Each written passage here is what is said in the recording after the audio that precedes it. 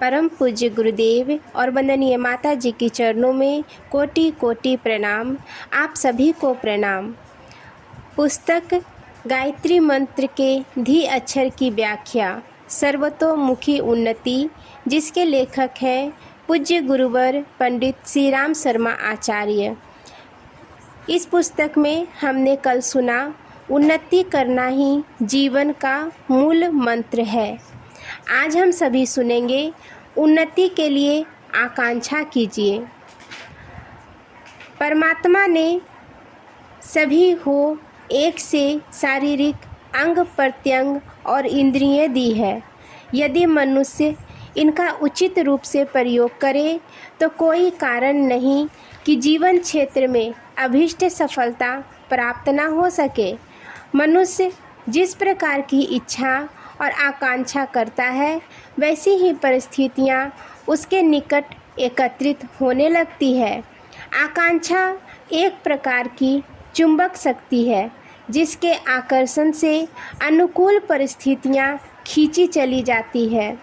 जहाँ गड्ढा होता है, वहाँ चारों ओर से वर्षा का पानी सिमट आता है और वह गड्ढा भर जाता है। किंतु जहाँ ऊंचा टीला होता है, वहाँ भारी वर्षा होने पर भी पानी नहीं ठहरता।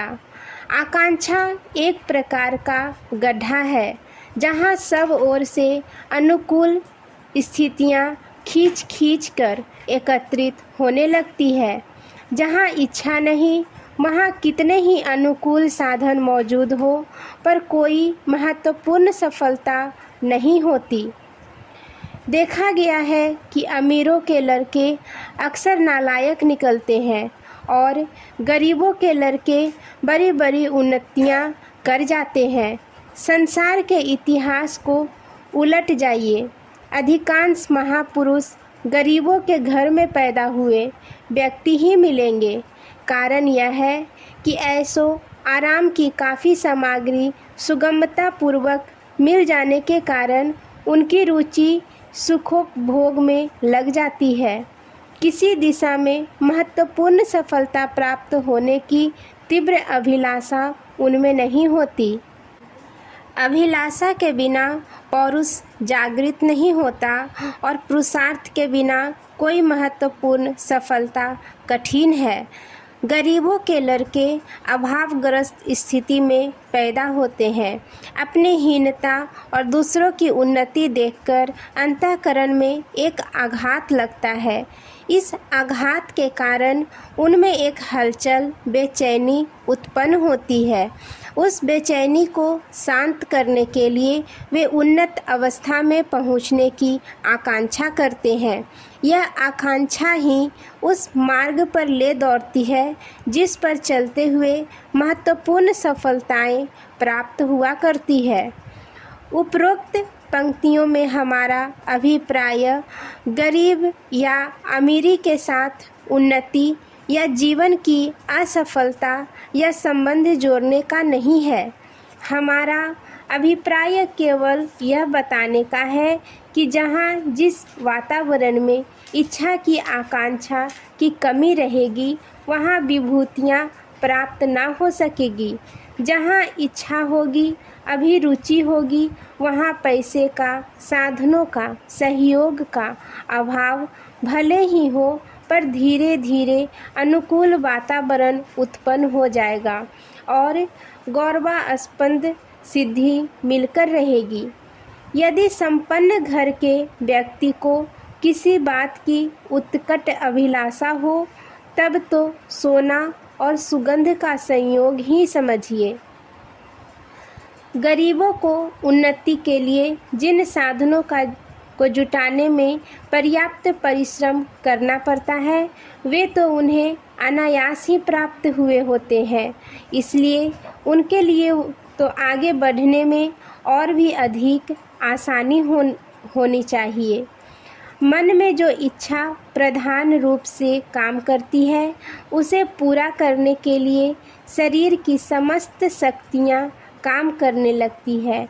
निर्णय शक्ति, निरीक्षण शक्ति, अन्वेषण शक्ति, आकर्षण शक्ति, चिंतन शक्ति, कल्पना शक्ति आदि मस्तिष्क की अनेकों शक्तियाँ उसी दिशा में अपना प्रयत्न आरंभ कर देती है। यह शक्तियाँ जब सुप्त अवस्था में परी होती है या विभिन्न दिशाओं में बिखरी रहती है, तब मनुष्य की स्थिति अस्त व्यस्त एवं नगण्य होती है। परंतु जब शक्तियाँ एक ही दिशा में कार्य करना आरंभ कर देती है तो एक जीवित चुंबकत्व तैयार हो जाता है। जैसे चुंबक पत्थर को कूड़े कचरे में भी फिराया जा तो धातुओं के जो टुकड़े इधर उधर बिखर रहे होंगे वे सब उससे चिपक जाएंगे। इस प्रकार की विशिष्ट आकांक्षाएं मन में धारण किए हुए व्यक्ति अपनी आकर्षण शक्ति से उन सब तत्वों को ढूंढता है और प्राप्त करता रहता है जो लघु कणों के रूप में जहाँ तहाँ बिखरे पड़े होते हैं। जब किसी बात की तीव्र इच्छा होती है तो उसे पूर्ण करने के लिए साधनों की तलाश आरंभ होती है। निदान कोई न कोई उपाय निकल ही आते हैं। आवश्यकता आविष्कार की जननी होती है। जहाँ चाह होती है वहाँ राह निकल आती है। अभिष्ट वस्तु की प्राप्ति के लिए लोग आकाश में से राह बना लेते हैं। यथा समुद्र में डुबकी लगाकर उसकी तली में रखे हुए मोती ढूंढ लाते हैं। रेत के जर्रों को ढूंढकर सोने चांदी की खाने मालूम करते हैं। कोयले के पर्वतों के तोड़कर हीरो का पता लगाते हैं। तलाश वास्तव में बड़ी प्रेरक शक्ति है। मनुष्य ने एवरेस्ट की चोटी, समुद्र की तली, ध्रुव प्रदेशों की भूमि और आकाश की दुर्गमता पार कर ली है। प्रकृति के गर्भ में छिपे हुए अनेकों रहस्यों को ढूंढकर एक से एक अद्भुत सिद्धि के पद पर दृढ़तापूर्वक अग्रसर होता है। तब वह एक शक्तिशाली भीमकाय युद्ध टैंक का रूप धारण कर लेता है। खाई खंडनों को पार करता हुआ रास्ते के पेड़ पौधों की बाधाओं को तोड़ता मरोड़ता हुआ अभीष्ट लक्ष्य की ओर द्रुत गति से बढ़ता जाता है। जीवन को उच्च उठाने के इच्छुकों के लिए सबसे प्रथम मार्ग यह है कि अपनी आकांक्षा को जागृत करें। अन्य मनस्कता, उदासीनता और मुर्दा दिली को छोड़कर अपने मन क्षेत्र को सतेज करें। आप विचार कीजिए कि आपके जीवन के किन वस्तुओं का अभाव है। उस अभाव के कारण आपको क्या क्या कष्ट सहने पड़ते हैं। आपको किन वस्तुओं की आवश्यकता है। उन वस्तुओं के उपलब्ध हो जाने पर आप कितने संतोष, सुख और आनंद का रसास्वादन कर सकते हैं। इन चारों प्रश्नों पर बार बार विचार कीजिए और जिन पदार्थों की आवश्यकता अनुभव करें उन्हें प्राप्त करने के लिए तीव्र इच्छा कीजिए। आपकी इच्छा प्रेरक इच्छा होनी चाहिए। उसकी भूख भीतर से उठनी चाहिए। उसके पीछे प्राण और जीवन होना चाहिए। इस वस्तु को प्राप्त करके रहूँगा, चाहे कितनी ही बाधा मार्ग में क्यों ना आवे।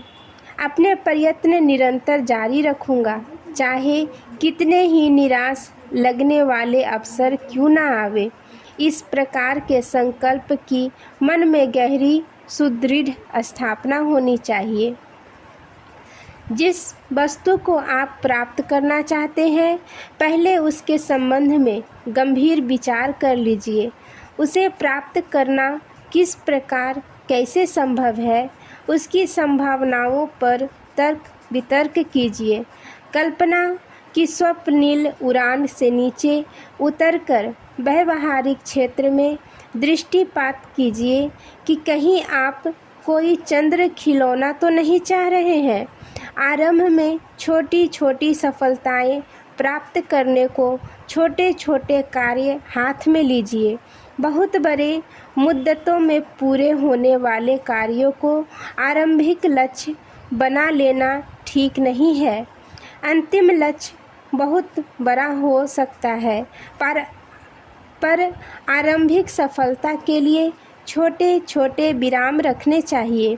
जैसे आप धुरंधर विद्वान बनना चाहते हैं तो पहले अमुक छोटी परीक्षा पास करने का लक्ष्य स्थिर कीजिए।